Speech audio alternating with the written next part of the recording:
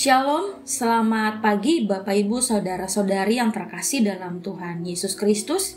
Pagi ini pada Jumat 11 Maret 2022, saya Pendeta Marta Ulina bersama dengan suami Bapak Yosefer Momuat mengajak kita semua untuk mengikuti renungan harian yang dikeluarkan oleh Sinode Gereja Kristen Oikumene di Indonesia GKO dengan pola 4M, yaitu menerima, merenungkan, melakukan, dan membagikan firman Tuhan.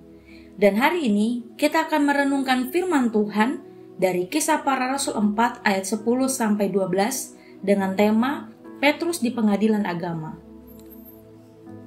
Sebelumnya mari kita berdoa. Terima kasih buat pagi hari ini, kami bersyukur jika sepanjang malam Tuhan menolong dan menyertai kami dalam istirahat kami. Biarlah pagi ini sebelum kami memulai aktivitas kami mengawalinya dengan merenungkan firman-Mu. Tuhan tolong kami sehingga kami mengerti apa yang Tuhan mau di hidup kami. Dalam nama Tuhan Yesus, amin. Firman Tuhan dalam Kisah Para Rasul 4 ayat 10-12. Maka ketahuilah oleh kamu sekalian dan oleh seluruh umat Israel bahwa dalam nama Yesus Kristus, orang Nazaret yang telah kamu salibkan, tetapi yang telah dibangkitkan Allah dari antara orang mati, bahwa oleh karena Yesus, itulah orang ini berdiri dengan sehat sekarang di depan kamu.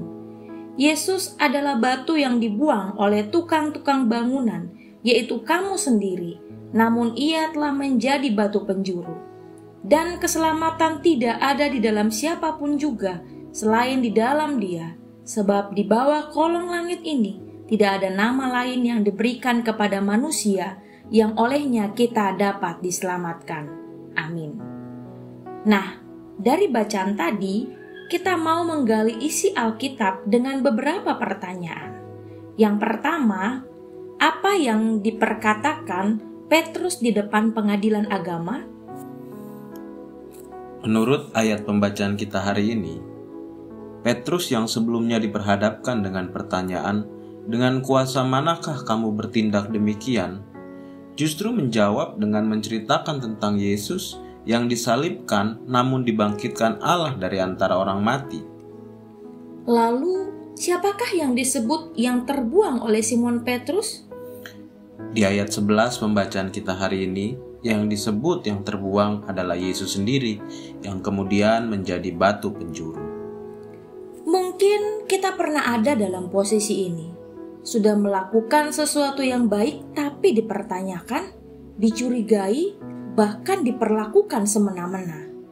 Petrus dan Yohanes dalam pembacaan Alkitab kita hari ini pun mengalami hal yang demikian. Mereka menyembuhkan seorang yang lumpuh di depan gerbang bait Allah, namun akhirnya para pemimpin agama, tua-tua dan ahli Taurat justru menangkap mereka, membawa mereka ke pengadilan dan mempertanyakan dengan kuasa manakah Petrus dan Yohanes melakukannya. Ketika kita diperhadapkan dengan situasi seperti ini, ada dalam tekanan, masuk dalam situasi krisis, seringkali kita meresponnya dengan dua cara. Yang pertama, kita akan melakukan pembelaan atas diri kita karena kita merasa kita benar. Yang kedua, kita akhirnya menyalahkan Tuhan karena merasa apa yang kita lakukan sudah benar, tapi mengapa justru masuk dalam situasi seperti ini? Petrus dan Yohanes justru memilih respon yang jauh berbeda. Mereka tidak melakukan pembelaan diri dan mereka juga tidak menyalahkan Tuhan atas apa yang mereka alami. Mereka justru melihat sebuah kesempatan di tengah krisis yang sedang mereka hadapi, sebuah kesempatan untuk menceritakan Kristus yang disalib namun bangkit, Kristus yang dibuang namun menjadi batu penjuru dan sumber keselamatan di depan para pemimpin agama, tua-tua dan ahli Taurat. Dengan berani, mereka menceritakan tentang Yesus kepada semua orang.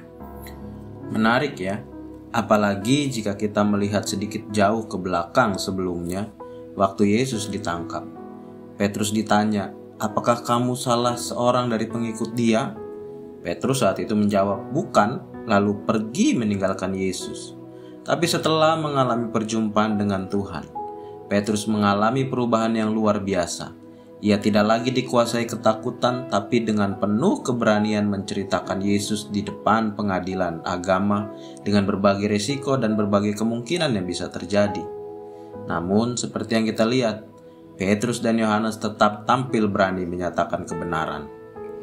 Memang, bagi mereka yang membuka diri untuk mengalami perjumpaan dengan Tuhan, pasti akan mengalami perubahan.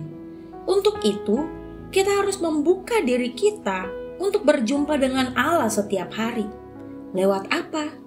Lewat perenungan-perenungan firman Tuhan yang ada, baik itu perenungan pribadi, lewat saat teduh 4M di pagi hari, dan juga senandika gembala di malam hari. Semua ini bertujuan agar setiap kita, jemaat Gereja Kristen Oikumene di Indonesia secara khusus, dan jemaat Tuhan secara umum dimanapun berada, mengalami perjumpaan dengan Tuhan, sehingga semakin hari semakin dikuatkan dalam menghadapi pergumulan dan memiliki cara pandang baru bahwa situasi krisis adalah sebuah kesempatan emas untuk menceritakan tentang Kristus dan kebaikannya. Setuju sekali. Allah yang mengubah Petrus yang sebelumnya dikuasai ketakutan menjadi pemberita Injil yang berani, akan mengubahkan setiap kita juga yang membuka hati untuk mengalami perjumpaan dengan Tuhan, menolong dan menguatkan kita ketika bergumul dan keluar sebagai pemenang untuk menjadi saksi Kristus. Nah, setelah kita mendengarkan renungan hari ini, apa yang harus kita lakukan? Allah telah memberikan Yesus yang telah menjadi batu penjuru dan sumber keselamatan bagi kita. Tinggal bagaimana kita meresponinya. Bersediakah kita membuka diri untuk mengalami perjumpaan pribadi dengan Tuhan, menikmati anugerah keselamatan itu, dan hidup di dalam kebenaran firman-Nya, sehingga dalam situasi krisis sekalipun kita mampu melihat kesempatan untuk menceritakan Kristus. Bersediakah kita? Ya, saya bersedia. Biarlah setiap kita dimampukan untuk melakukannya dengan setia. Amin. Mari kita bersatu dalam doa. Terima kasih Bapa yang baik, pagi ini kami belajar dari kebenaran firman Tuhan.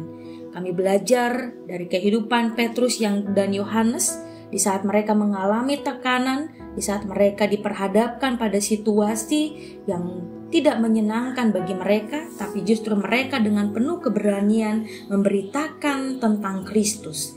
Ajar kami Bapa, mampukan kami dalam pertolongan Roh Kudus untuk menceritakan Kristus dimanapun kami berada. Dengan penuh keberanian, dengan hikmat yang daripadamu, kami menceritakan menjadi saksi Kristus dimanapun kami berada. Terima kasih Bapa, terpujilah namamu, dalam Kristus Yesus kami berdoa. Amin. Demikian Bapak Ibu Saudara, renungan 4M di pagi hari ini. Selamat beraktivitas, Tuhan Yesus memberkati.